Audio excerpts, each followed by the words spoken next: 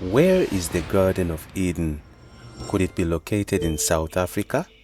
If we take the Bible's description, we can speculate that the Garden of Eden is located somewhere near Iraq and Iran around the Persian Gulf. The Garden of Eden is the biblical place that's deeply ingrained in the imagination of Christianity and Judaism, but was it based on a real location, and if so, where? First things first, we are approaching this question from a rational standpoint. It's clear that the Garden of Eden is steeped in symbolism, and there are many aspects of the story that are not possible to understand from a rational standing. Evidence of talking snakes is slim, for example. That said, it's not unreasonable to assume that this mythological garden was based on an actual location.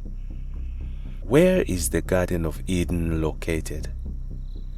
The location of Eden is said to be where people were first created.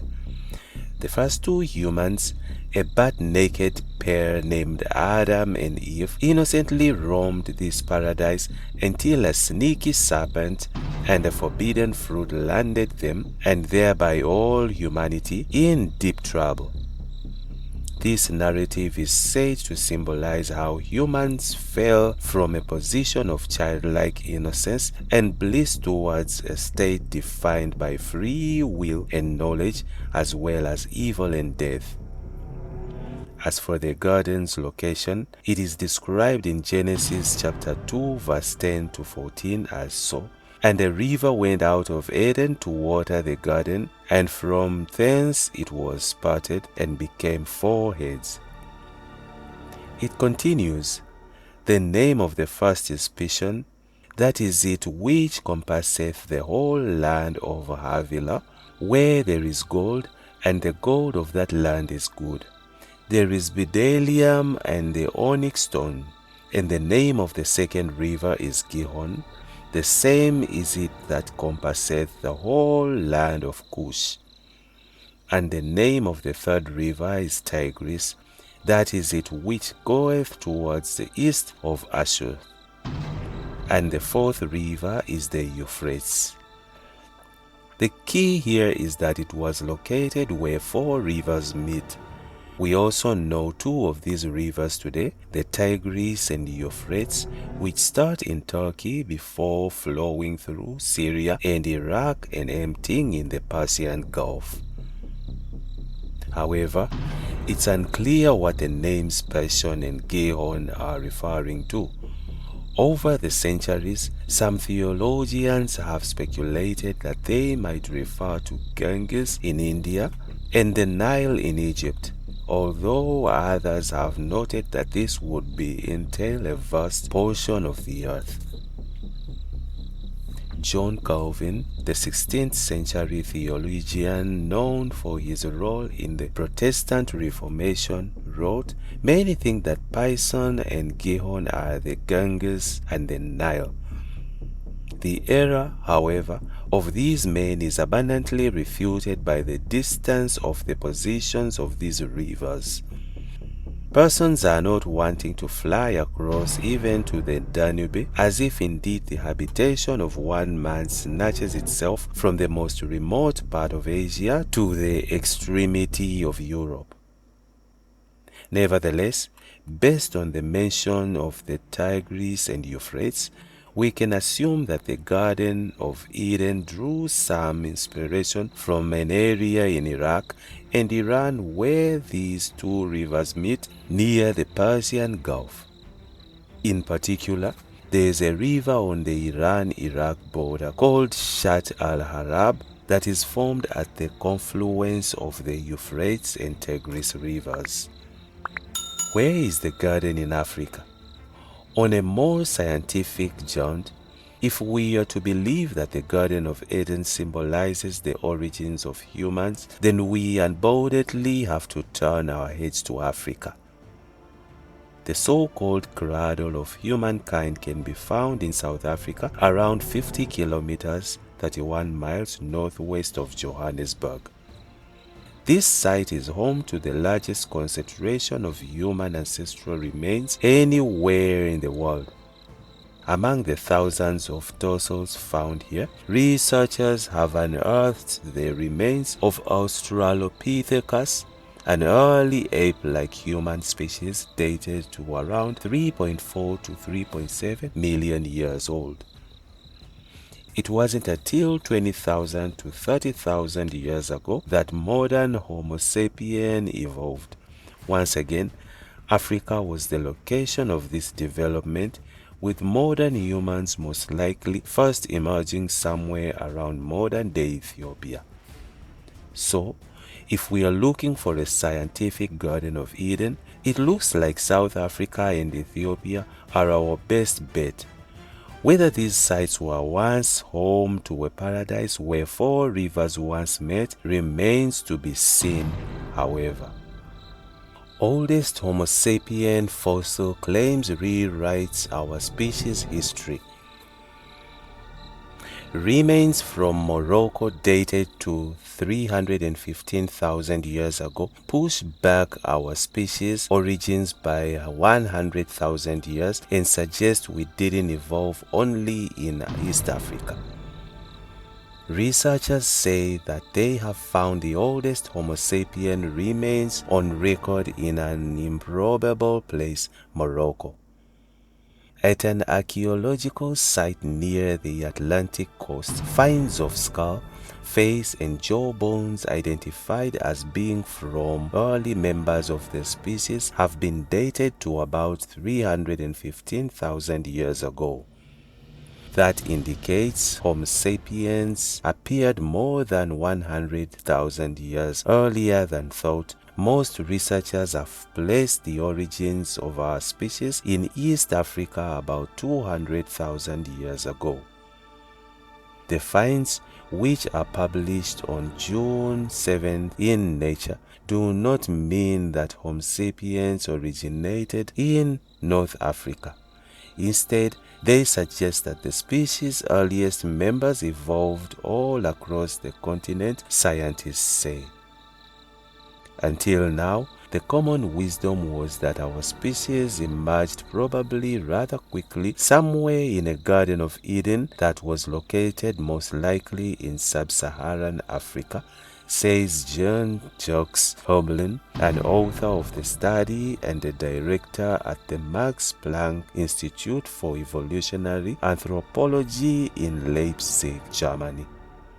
Now, I would say the Garden of Eden in Africa is probably Africa, and it's a big, big garden. Herbelin was one of the leaders of the decade-long excavation at the Moroccan site called Jebel Yerhoud. Herbelin first became familiar with Jebel Yerhoud in the early 1980s when he was shown a puzzling specimen of a lower jawbone of a child from the site. Miners had discovered a nearly complete human skull there in 1961. Later excavations had also found a brain case as well as sophisticated stone tools and other signs of human presence. The bones looked far too primitive to be anything understandable, so people came up with some weird ideas, Herbelin says. Researchers guessed they were 40,000 years old and proposed that Netherlands had lived in North Africa. More recently, researchers have suggested that the Jebel Yerhoud humans were an archaic species that survived in North Africa until Homo sapiens from south of the Sahara replaced them. East Africa is where most scientists place our species' origins. Two of the oldest known Homo sapiens fossils, 196,000 and 160,000 years old skulls, come from Ethiopia, and DNA studies of present-day populations around the globe point to an African origin some 200,000 years ago. Herbelin first visited Jebel Yerhoud in 1990s only to find the site buried. He didn't have the time or money to excavate it until 2004 after he had joined the Max Planck Society. This team rented a tractor and bulldozer to remove some 200 cubic meters of rocks that blocked access. Their initial goal was to redate the site using newer methods, but in the late 2000s, the team uncovered more than 20 new human bones relating to at least 5 individuals, including a remarkably complete jaw, skull fragments, and stone tools. A team led by archaeological scientist Daniel Richter and archaeologist Shannon McFerron, also at the Max Planck Institute for Evolutionary Anthropology, dated the site and all the human remains found there to be between 280,000 and 350,000 years old using 2 different methods. The redating and the tranching of new human bones convinced Hoblin that early Homo sapiens once lived at Jebel Irhoud. It's a face you could cross in the street today, he says. The teeth, although big compared with those to today's humans, are a better match to Homo sapiens that they are no Netherlanders or other archaic humans. And the Jebel Irhoud skulls, elongated compared with those of later Homo sapiens, suggest that these individuals' brains were organized differently. This offers clues about the evolution of the Homo sapiens lineage into today's anatomically modern humans. Hoblin suggests anatomically modern humans may have acquired their characteristic faces before changes to the shape of their brains occurred. Moreover, the mix of the features seen in the Jebel Irhoud remains and other Homo sapiens-like fossils from elsewhere in Africa point to a diverse genesis for our species and raises doubt about an exclusively East African origin.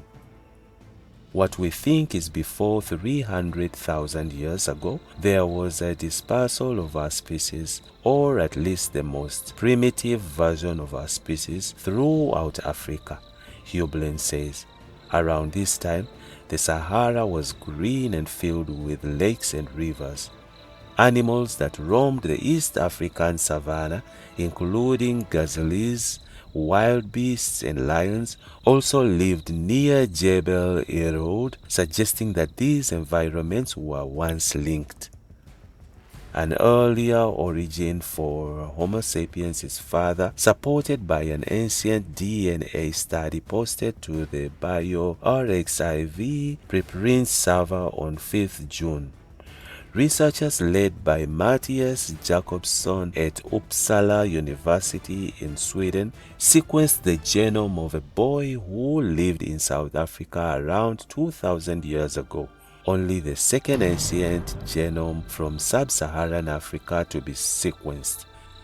They determined that his ancestors on a Homo sapien lineage split from those of some other present-day African populations more than 260,000 years ago. Hoblin says his team tried and failed to obtain DNA from the Jebel Irhoud bones. A genomic analysis could have clearly established whether the remains lie on the lineage that leads to modern humans. Paleontologist Jeffrey Stewart at the University of Pittsburgh, Pennsylvania, says the new finds are important, but he is not convinced that they should be considered Homo sapiens. Too many different looking fossils have been lumped together under the species, he thinks, complicating efforts to interpret new fossils and to come up with scenarios on how, when, and where our species emerged. Homo sapiens, despite being so well known, was a species without a past until now, says Maria Mantrinon Torres, a paleoanthropologist at University College London, noting the scarcity of fossils linked to humans' origins in Africa. But the lack of features that she says, define our species, such as a prominent chin and forehead, convince her that the Jebel Elroid remains should not be considered Homo sapiens. Chris Stringer, a paleoanthropologist at the Natural History Museum in London, who co-authored a New and Views article accompanying the studies, says that he was baffled by the Jebel Irhoud remains when he first saw them in the early 1970s. He knew that they weren't Netherlands, but they seemed too young and primitive looking to be Homo sapiens. But with the older dates of the new bones, Stringer agrees that the Jebel Elroid bones stand firmly on the Homo sapiens lineage. They shift Morocco from a supposed backwater in the evolution of our species to a prominent position, he adds. For Hublin, who was born nearby Algeria and fled at the age of 8 when its war of independence began, returning to North Africa to a site that has captivated him for decades was an emotional experience. I feel like I have a personal relationship with this site, he says. I cannot say we closed the chapter, but we came to such an amazing conclusion after this very long journey. It blows my mind. And that's it from Injibs Network. Stay tuned to our celebrity and gossip news.